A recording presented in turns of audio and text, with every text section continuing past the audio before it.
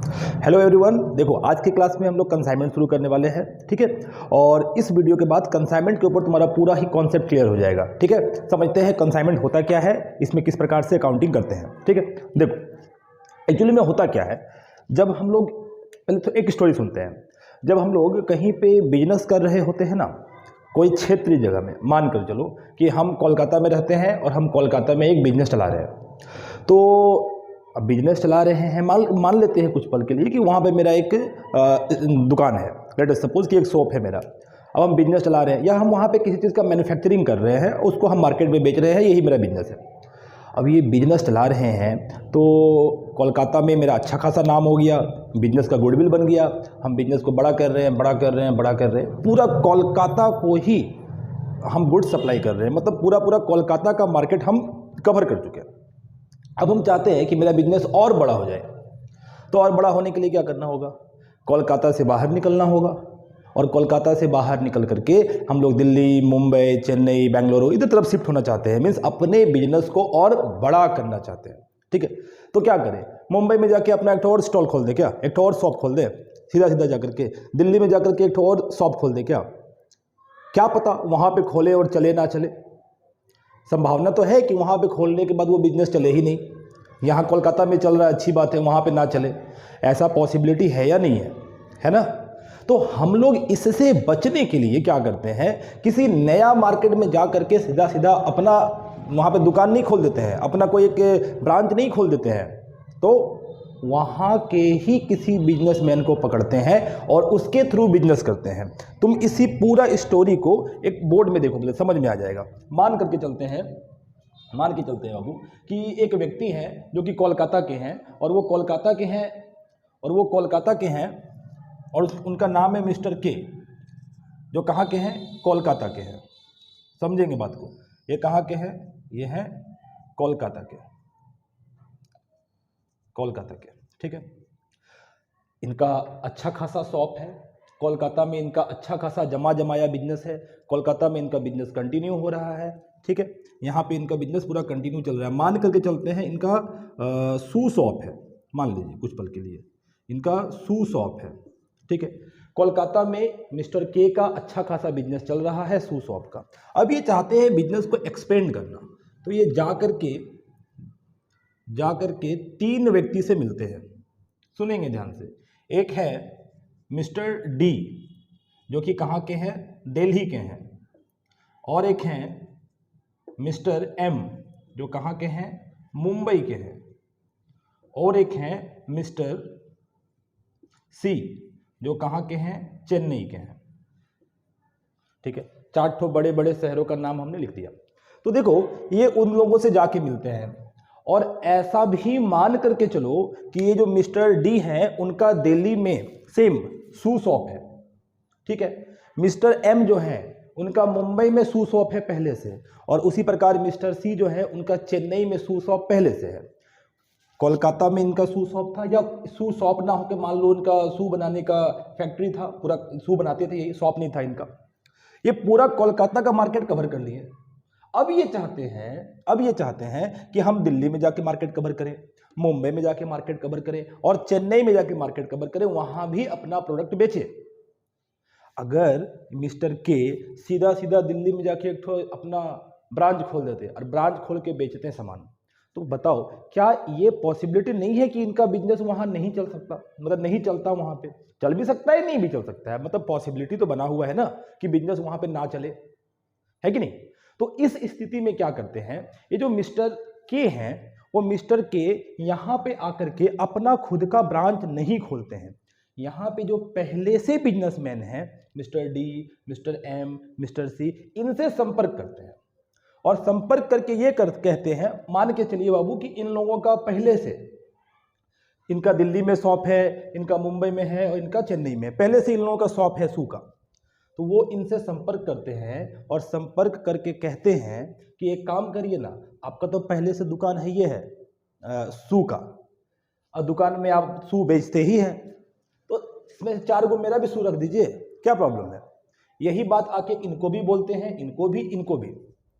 समझ रहे हैं? मतलब ये शू लेकर के आए और इनको दिखाएं कि देखिए ये मेरा शू है, मेरा फैक्ट्री में बनता है, बहुत बढ़िया शू है, आपका शू शॉप है, लीजिए मेरा भी शू रखिए, थोड़ा मेरा भी शू बेचिएगा।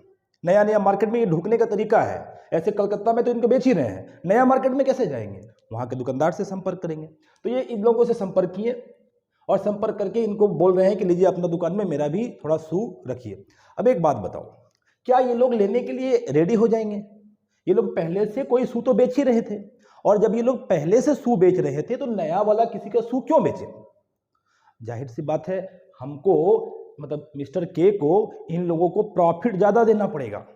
समझ रहे हैं? ये जो अभी जो एग्जिस्टिंग काम कर रहे हैं उनसे ज्यादा हम प्रॉफिट देंगे। हम मतलब यहाँ के, तो अगर हम ज्यादा प्रॉफिट देंगे तो ये लोग तुरंत ले लेंगे, गुड्स को रख देंगे, रखने के लिए तैयार हो जाएंगे, है कि नहीं? तो हम लोग बात करेंगे मिस्टर के जो है वो उन लोगों को कमीशन देंगे इस बात के लिए कि आप हमारा गुड्स को बेचिए, और बेचने के बाद जो भी पैसा कलेक्शन होगा वो आप मुझे दे दीजिएगा, बदले में हम आपको क्या देंगे? उसके ऊपर कमीशन देंगे। समझ में आ रहा है मेरा बात? अब सुनो आगे।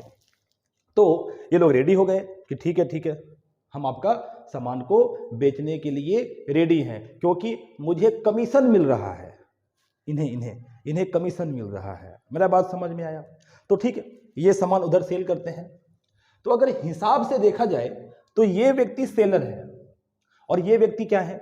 परचेजर है। अगर हिसाब से देखा जाए तो ये उनको सेल करेंगे। देखो मेरी बात को समझो, ये सेलर हैं, वो परचेजर हैं, बात सही है, लेकिन एक बात बताओ, अगर ये सामान उनको भेज दिए और इनके पास सामान नहीं बिका तो ये सारा सामान इनको रिटर्न कर देंगे, क्योंकि सही मायने में वो व्यक्ति सामान खरीदे ही नहीं।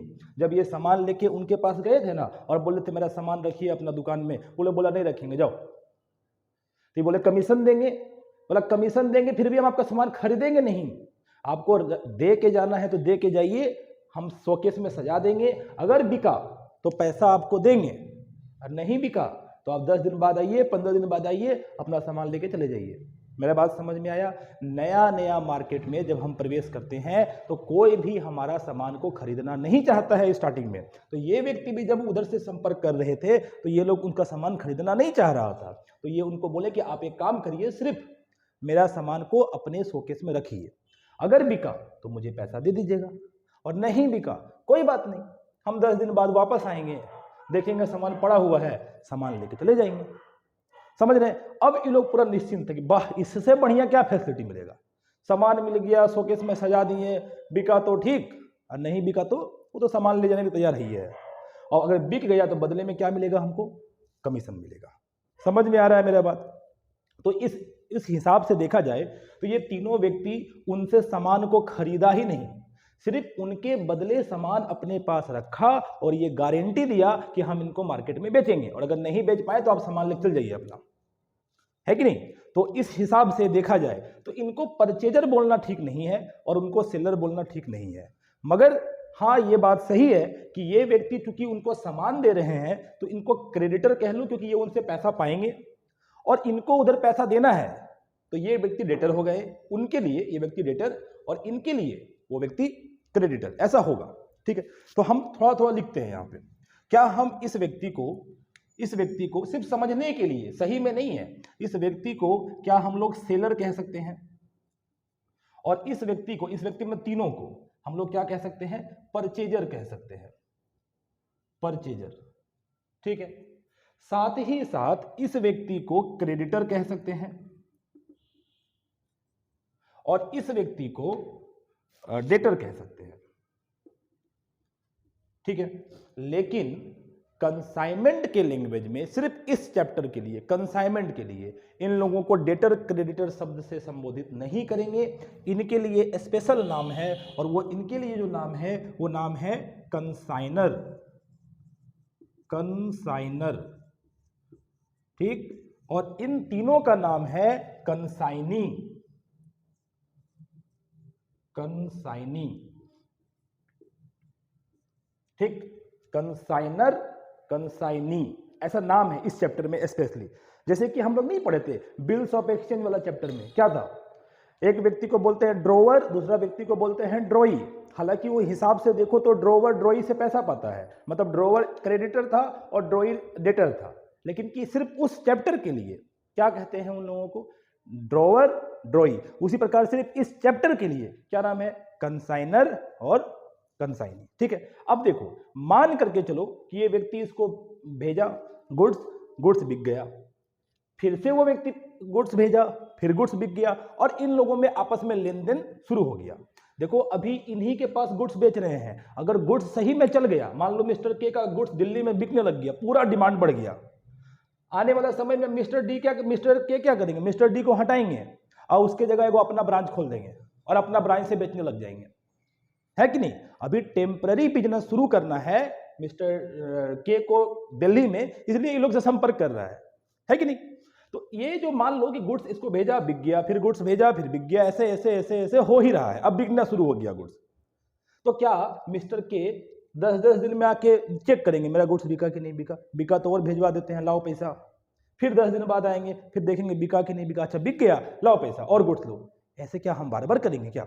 जब डील होने ही लग गया है, जब डील कंटिन्यू हो रहा है, तो क्या जरूरत है ऐसा करने का। अब तो फोन पे बात करके काम कर सकते हैं ना, फोन पे बात कर लेंगे, हाँ इतना बचा हुआ है, ठीक है इतना और भेजवा दे रहे हैं, पैसा भेज दीजिएगा, है कि नहीं। तो उसलिए यहां पे क्या होता है, देखो थोड़ा सा ऊपर का सिर्फ पार्ट इरेज कर रहे हैं बच्चे लोग इसको, ठीक है। अब होता क्या है, जब ये मिस्टर के सामने वाले को गुड्स भेजेंगे ना, तो साथ में एक डॉक्यूमेंट भेज देंगे, इधर साथ में एक डॉक्यूमेंट। जब मिस्टर के इन तीनों को गुड्स भेजेंगे तो साथ में क्या भेजेंगे, एक डॉक्यूमेंट, ठीक है। अच्छा ये तीनों को क्या भेज रहे हैं हम लोग, गुड्स भेज रहे हैं ना, यहां लिखते हैं गुड्स सेंड कर रहे हैं, गुड्स सेंड कर रहे हैं और गुड्स ही सेंड कर रहे हैं। साथ में एक डॉक्यूमेंट भेजेंगे और उस डॉक्यूमेंट का नाम है परफॉर्मा इनवॉइस,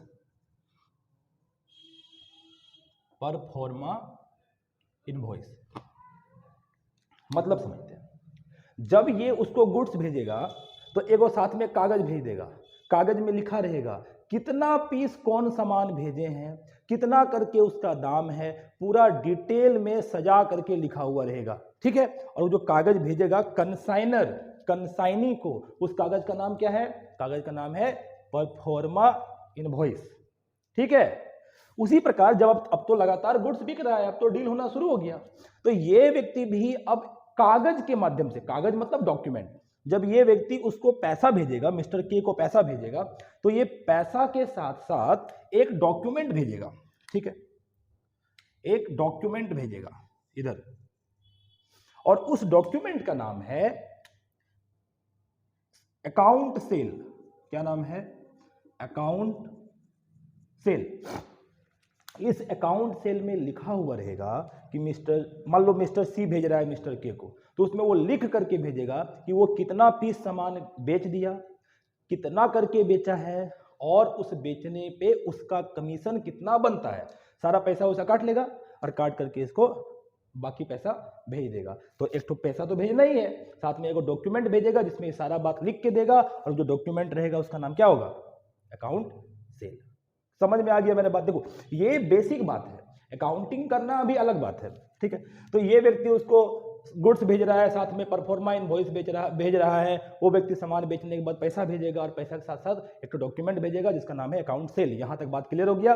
ये व्यक्ति को बोलेंगे कंसाइनर, वो व्यक्ति को बोलेंगे क्या, कंसाइनी। अब सवाल है कि सर बेचने पे इन्हें क्या मिलने वाला है, कमीशन। सुनेंगे बाबू, बेचने पे कमीशन। तो जब इनको कमीशन मिलेगा कंसाइनी लोग को, तो कमीशन इन लोगों को 3 तरह का मिलेगा। इन लोगों को 3 तरह का कमीशन मिलेगा। पहला कमीशन जो है उसको हम लोग बोलते हैं ऑर्डिनरी कमीशन, ऑर्डिनरी कमीशन। दूसरा जो है उसको बोलते हैं डेल क्रेडर कमीशन,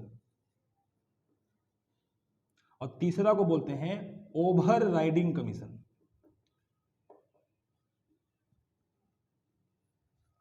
तीन तरह का कमीशन, ऑर्डिनरी, डेल क्रेडर। कोई कोई डेल क्रेडर को डेल क्रेडरे बोलता है, एक ही बात है, उच्चारण से कोई दिक्कत नहीं है। अंग्रेजी थोड़े पढ़ रहे हैं, ग्रामर देखने जाएंगे, अकाउंट्स ना पढ़ रहे हैं, ठीक है। तो ordinary commission, del creditor commission और ओवर राइडिंग कमीशन, जरा इसका मतलब समझते हैं। देखो, जब सामने वाला व्यक्ति को हम गुड्स भेज रहे हैं, समझिएगा बात को ध्यान से, जब सामने वाला व्यक्ति को हम गुड्स भेज रहे हैं उसको तो कमीशन चाहिए अपना सेल के ऊपर, ठीक है। तो कमीशन ले लिया, हम उसको कमीशन क्यों दे रहे हैं? बेचने के लिए। क्यों दे रहे हैं बाबू? बेचने के लिए। मान करके चलो हम इसको सामान भेजे थे 1000 पीस, एकदम सुनेंगे, 1000 पीस शूज भेजे थे, जूता, 1000 पीस शूज, और इसको बोल दिए थे, मिस्टर डी का बात कर रहे हैं फिलहाल, बोल दिए थे कि तुम बेचोगे इसको 100 रुपया करके, 100 रुपया करके। तो अगर ये व्यक्ति को हम बोल ही दिए हैं कि तुम 100 रुपये करके बेचो, तो वो बेचेगा।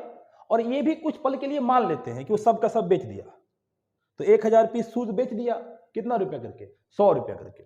1000 पीस शूज, 1000 पीस शूज बेच चुका है 100 रुपया करके।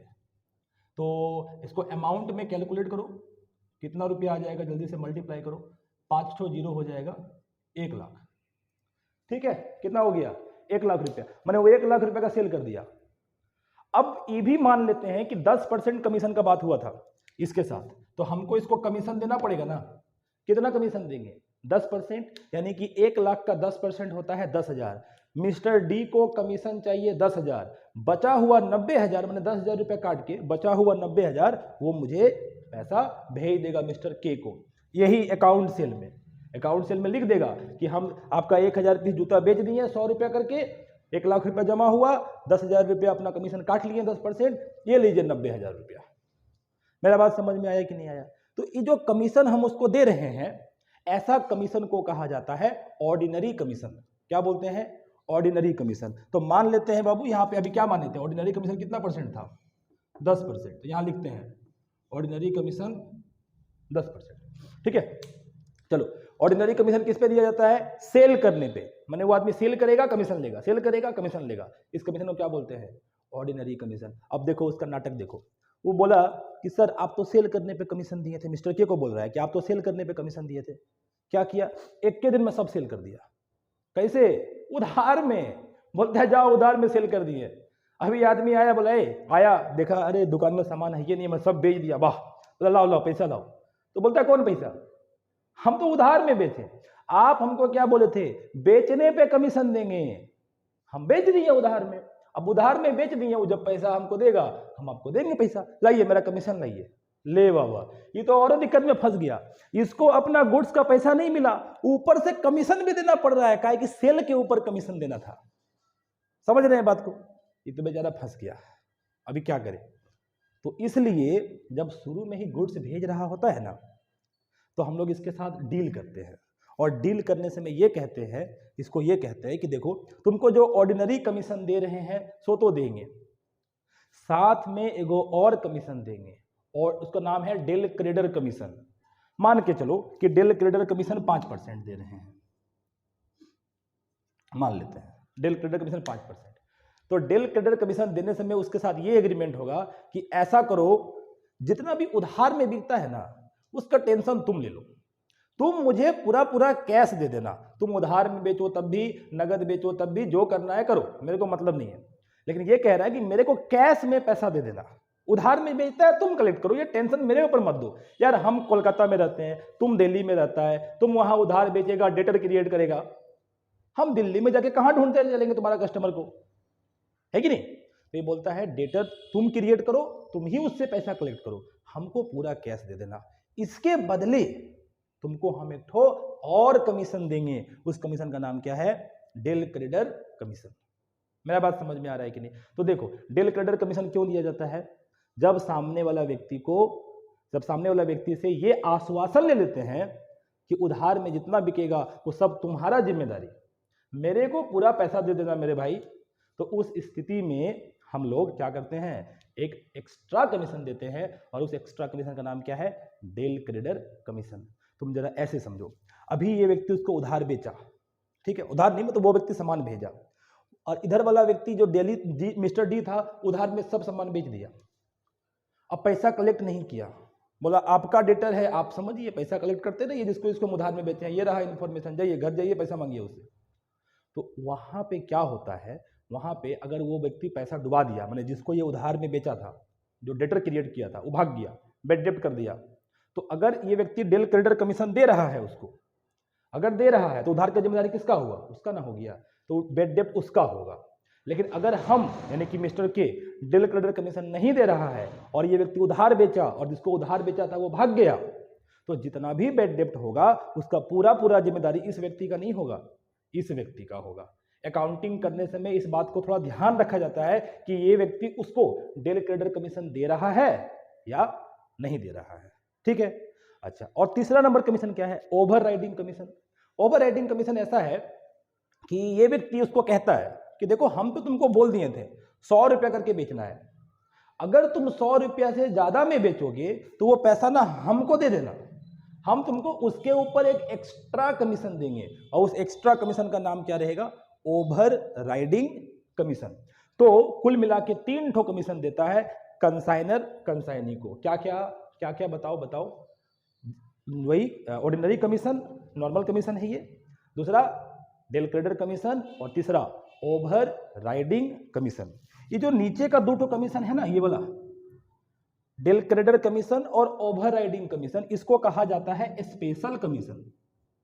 क्या कहते हैं बाबू? Special commission. ऊपर वाला ऑर्डिनरी कमीशन और ये 2 ठो का नाम क्या है? ऊपर वाला ऑर्डिनरी कमीशन और नीचे वाला स्पेशल कमीशन। स्पेशल कमीशन में 2 गो, del creditor commission, overriding commission, ठीक है। तो ये हो गया। अच्छा, इसमें और क्या समझने जैसा बात है? इसमें यह भी समझना है कि कौन कौन सा अकाउंट बनाना पड़ेगा मुझे, है ना। जब देखो, एक तो जर्नल एंट्री आता है और एक तो अकाउंट बनाने का आता है। मोस्टली अकाउंट्स पे ज्यादा जोर दिया जाता है, जर्नल एंट्री तो हम लोग उस लेजर से जर्नल बना ही लेते हैं, है कि नहीं। तो अब देखो अकाउंट्स क्या क्या किया जाएगा। अच्छा, ये एक तरह का टेम्पररी बिजनेस ही है। जब मेरा बिजनेस वहां चलने लग जाएगा ना, तो वहां जाके हम अपना ब्रांचें खोल देंगे, तो हटा देंगे, है कि नहीं। तो अब आते हैं अकाउंट क्या क्या खोला जाएगा। तो ये जो है मिस्टर के यानी कि जो कंसाइनर है, तो in the books of consignor, in the books of consignor, consignor क्या क्या अकाउंट्स खोलेगा ये सुनते हैं, ठीक है। कंसाइनर जो अकाउंट्स खोलेगा वो है सबसे पहला कंसाइनमेंट अकाउंट, कंसाइनमेंट अकाउंट। दूसरा जो है वो सामने वाला व्यक्ति का नाम यानी कि कंसाइनी अकाउंट, कंसाइनी अकाउंट। तीसरा जो है goods Saint on consignment account, ठीक है। चौथा जो है, चौथा क्या है? Stock on consignment. यहां लिखते हैं स्टॉक ऑन कंसाइनमेंट अकाउंट, ये एक अकाउंट हो गया। इसके अलावा भी 1-2 अकाउंट खुलता है, तो वो सब उतना ज्यादा रिलेवेंस का नहीं है, और जब सवाल में उस तरह से आएगा तो हम बताते जाएंगे। फिलहाल ये 4 ठो जरूरी है। क्या क्या? Consignment account, consignee account, goods Saint on consignment account और स्टॉक ऑन कंसाइनमेंट अकाउंट। ये चारों अकाउंट कौन खोलेगा? कंसाइनर। कंसाइनी क्या खोलेगा? कंसाइनी का भी तो अकाउंटिंग होगा। कंसाइनी कौन सा अकाउंट खोलेगा? कंसाइनी बेसिकली 2 ठो अकाउंट खोलता है। हम लोग यहां लिखते हैं इन द बुक्स ऑफ कंसाइनी। तो जो कंसाइनी अकाउंट खोलेगा ना, वो 2 ठो अकाउंट खोलेगा। क्या क्या? एक अकाउंट खोलेगा तो सामने वाला का नाम यानी कि कंसाइनर, कंसाइनर अकाउंट, और दूसरा खोलता है commission received account, commission received account.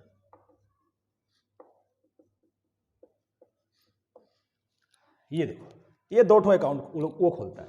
तो कुल मिलाकर के ये जो है, ये एक कंसाइनमेंट अकाउंट का ओवरव्यू है, बेसिक है।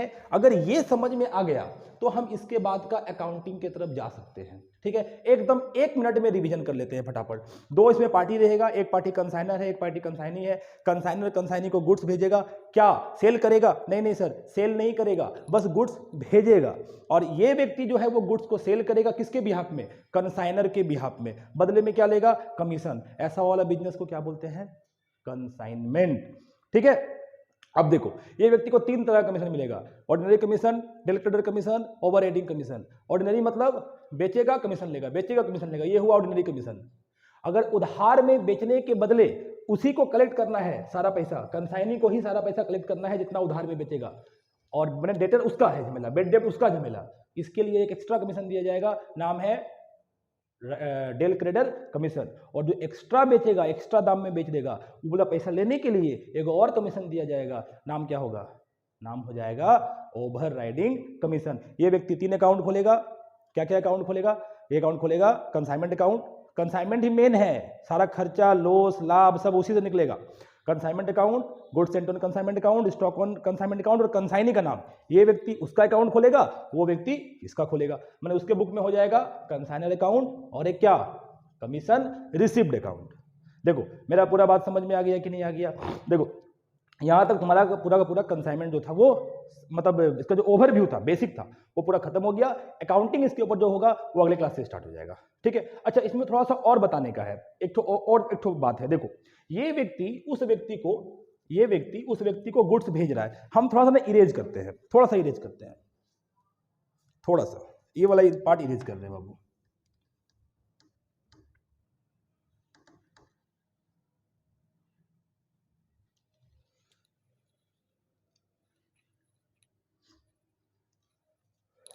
हाँ देखो, ये व्यक्ति उस व्यक्ति को जब गुड्स भेज रहा है तो उसका कहना है, इसका कहना है, क्या कहना है कि सर मेरा दुकान में चूहा बहुत है, आप जूता भेजिएगा ना सब चूहा काट देगा, ठीक है। फिर ये कहता है कि मेरा दुकान में चोरी भी बहुत होता है, आपका गुड्स चोरी हो गया तो हम क्या करेंगे? तुमको मालूम होना चाहिए कि कंसाइनर कहता है इस व्यक्ति को कि जो कुछ भी होगा सब हम उठाएंगे इसका जिम्मेदारी, चोरी हो गया मेरा जाएगा, चूहा काट दिया मेरा जाएगा। कहने का मेरा अर्थ है कि इसका जो कुछ भी नुकसान होगा उस गुड्स के ऊपर, वो इसका नुकसान नहीं होगा, किसका होगा? उसका। इस सारा गारंटी ले रहा है ना, तब ये उसका, ये मिस्टर डी है, उसका गुड्स रखने को रेडी हुआ, वरना वो रेडी ये नहीं होता। समझ में आ रहा है? और देखो ये कहता है कि सर हम जहां जो वाला मैंने शोकेस में आपका गुड्स सजा के रखेंगे ना, मिस्टर डी कह रहा है मिस्टर के को कि जो हम अपना शोरूम में जो सजा के रखेंगे आपका शूज, उसका भाड़ा लगता है, वो व्यक्ति इसको भाड़ा भी देगा। अगर वो ये कहता है कि बहुत ज्यादा स्टॉक है, रखने के लिए हमको एक तो रूम चाहिए, रूम का रेंट देना पड़ता है, वो व्यक्ति इसको रेंट भी देगा। मेरा कुल मिलाकर कहने का इतना अर्थ है कि उस गुड्स के ऊपर जो भी खर्चा होगा वो सारा खर्चा कौन देगा? मिस्टर के देगा। समझ में आ रहा है? चलो अभी 2 चीज पे और बात ध्यान देना है। एक तो ये जो हम बता दिए सो, और एक क्या है ये सुनो, एकदम ध्यान से सुनेंगे, ये बहुत ही इंपॉर्टेंट है। देखो ये है कंसाइनर, और ये मान लो गाड़ी में एकदम लोड करके अपना सामान जो था, सो ये उसका गाड़ी था, सामान उमान सप्लाई कर दिया, ये गाड़ी चला कंसाइनर के पास से, और ये जा रहा है, और मान लेते हैं ये है दिल्ली, ठीक है। दिल्ली मतलब कहाँ? दिल्ली का रेलवे स्टेशन, या फिर जहां तक भी गाड़ी पहुंच सकता है उसका, मान लो अगर गाड़ी से अपना व्हीकल से भेज रहा है तो जहां तक गाड़ी पहुंचा वहां तक है, ये भेजा, ठीक है, यहां तक गया। अब क्या हुआ, यहां से फिर जो कंसाइनी था वो लेके चला गया अपना गोदाम, यानी कि वेयर हाउस, ठीक। बहुत इंटरेस्टिंग बात समझा रहे हैं, ध्यान से सुनना। और उसके बाद क्या किया, ये यहां से अपना दुकान से या वेयर हाउस से जो भी है कस्टमर लोग को सेल कर दे रहा है। ये सब छोटा छोटा कस्टमर है, एक बार में क्लियर हो जाएगा। फिर कभी भी क्लोजिंग स्टॉक निकालने में झमेला नहीं होगा, एब्नॉर्मल लॉस निकालने में झमेला नहीं होगा, ठीक है। ये व्यक्ति कंसाइनर एकदम गाड़ी में लोड करके सामान भेज दिया, कहां पहुंचा? दिल्ली। और दिल्ली से फिर कहां जा रहा है? गाड़ी नहीं जा रहा है, मतलब यहां से कंसाइनी ले लिया सामान को, और सामान को लेकर कहां तक गया? अपने गोदाम तक, ठीक है। मान लो इसका गोदाम कहीं और जगह है, जहां पे गाड़ी उतारा वहां पे नहीं है, मान लो ये कनॉट प्लेस में है, ठीक है, कनॉट प्लेस में है, दिल्ली का एक जगह है नाम है कनॉट प्लेस, मान के चलो यहाँ पे कनॉट प्लेस में इसका वेयर हाउस में सामान पहुंच गया। अब ये यहाँ से सामान आगे भेजता है अपना कस्टमर को। देखो 3 जगह खर्चा हुआ, एक खर्चा हुआ यहां से लेकर के सामान यहां तक भेजने में, ये सामान कौन भेजवाया था? कंसाइनर। मैंने खर्चा कौन दिया होगा? कंसाइनर। यहाँ का खर्चा कौन दिया? कंसाइनर, माने कि ये कंसाइनर का खर्चा हुआ। सुनते रहना मेरी बात को ध्यान से, समझ में आ जाएगा। यहां पे कंसाइनी ले लिया सामान और ले करके अपना गोदाम चला गया, तो यहां से जो अपना गोदाम लेकर के गया, ये वाला खर्चा कौन दिया होगा? अब कंसाइनी लेके जा रहा है, खर्चा तो कंसाइनी का होगा, समझना बात को। तो ये जो खर्चा किया, ये खर्चा किया कंसाइनी, माने ये कंसाइनी का एक्सपेंसेस हो गया। अभी पूरा बोलने देना, फिर बात को क्लियर होगा, ठीक है। फिर यहां से आगे जब कस्टमर को भेज रहे हैं, हो सकता है सेलिंग एक्सपेंसेस हुआ हो सकता है गुड्स को सेंड करने में खर्चा हो गया हो, मतलब इधर भी कुछ खर्चा है, जैसे एडवर्टाइजमेंट का खर्चा है ना, कैरेज आउटवर्ड का खर्चा है, ये सब जो भी खर्चा है, मतलब कि यहां से आगे तक का जो खर्चा है, कौन कर रहा है ये खर्चा? ये खर्चा कर रहा है कंसाइनी। लेकिन वो सारा खर्चा, ये वाला खर्चा, ये वाला खर्चा सब फिर वसूल लेगा। किससे वसूलेगा? कंसाइनर से। हम बोले ना, सारा खर्चा तो लास्ट में कंसाइनर को देना है, ठीक है। अब इसमें समझना क्या है, ये ध्यान दो। यहां से लेकर के यहां तक जो खर्चा है दिल्ली पहुंचने तक, वो कंसाइनर का खर्चा है और वो डायरेक्ट खर्चा है।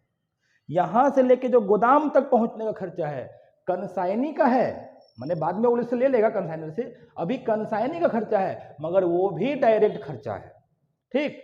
और यहां से जो आगे बेचा जा रहा है, आगे जो सामान भेज रहे हैं, वो वाला जो खर्चा हुआ है वो कंसाइनी का है, लेकिन वो इनडायरेक्ट खर्चा है। मेरा कहने का पूरा मतलब ये है बाबू कि यहां से लेकर के एकदम यहां तक का जो भी खर्चा हुआ है वो सब का सब डायरेक्ट एक्सपेंसेस है, और इसके बाद जो बेचा गया है वो सब का सब इनडायरेक्ट एक्सपेंसेस है। अब दोनों में अंतर क्या है वो आपको तब समझ में आएगा जब हम इसके ऊपर सम बनाएंगे, तब डायरेक्ट एक्सपेंसेस और इनडायरेक्ट एक्सपेंसेस का झमेला आएगा। तो आप सिर्फ इतना जान लीजिए, यहां से लेके यहां तक पहुंचाने का खर्चा भले कंसाइनर कर रहा है मगर वो डायरेक्ट खर्चा है, इधर से इधर का खर्चा कंसाइनी कर रहा है मगर वो भी डायरेक्ट खर्चा है। और जब एक बार गोदाम में पहुंच जाए, उसके बाद जो सामान आगे भेजेंगे, एडवर्टाइजमेंट का खर्चा, कैरेज आउटवर्ड या और कौन खर्चा होगा, वो सब का सब कैसा खर्चा है? इनडायरेक्ट खर्चा है। मेरा बात समझ में आ गया? ये था ओवरऑल पूरा एक बेसिक किसके ऊपर? कंसाइनमेंट चैप्टर के ऊपर, ठीक है।